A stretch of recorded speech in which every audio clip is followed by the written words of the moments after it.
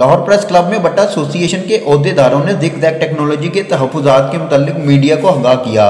Association के सदर अमजद जगवाल का कहना था कि क्यों और दो धुआं भट्ठा बना सकते हैं, क्योंकि हमने अपने भट्ठे की तोड़ फोड़ नहीं करनी।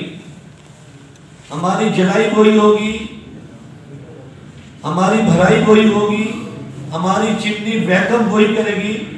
अब हमें क्या करना है? हमने ये करना है कि हमने एक पाइप डालना है 15-20 फुट ऊंचा, एक बिलोर लगाना है जो चिमनी से सारा धुआं खींच लेगा।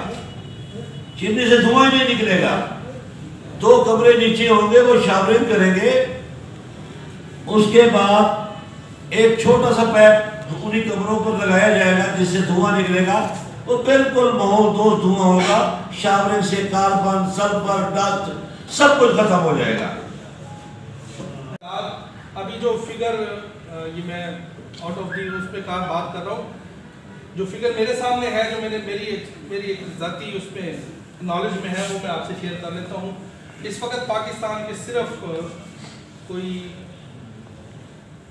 400 से 500 भट्ठे ज़िग-ज़ैग करते हैं। जो पूरे पाकिस्तान की बात कर रहा हूँ, पंजाब की नहीं कर रहा। पंजाब के 100 कुछ हैं जो फिगर कहीं पे कोड हुई है। मैं वहाँ पे मौजूद था, महकमे की रिपोर्ट है।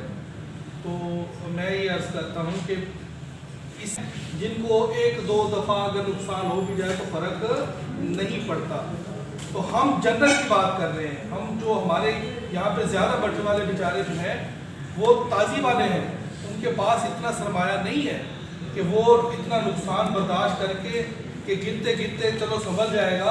वो एक दफ़ा गिरेगा, दूसरी दफ़ा उठने के काबिल नहीं होगा। तो हमारी हुकूमत से और महकमे से ये इस्तदा है, हमारी अपील है कि आप खुदारा ये जो दूसरे हमने जो सिस्टम इंट्रोड्यूस करवाए हैं लोकल मेड, आप इनको एनालिसिस करें, आप कोई कमेटी बनाएं एक्सपर्ट्स की। मियां वकास ज़हीर, यू न्यूज़ लाहौर।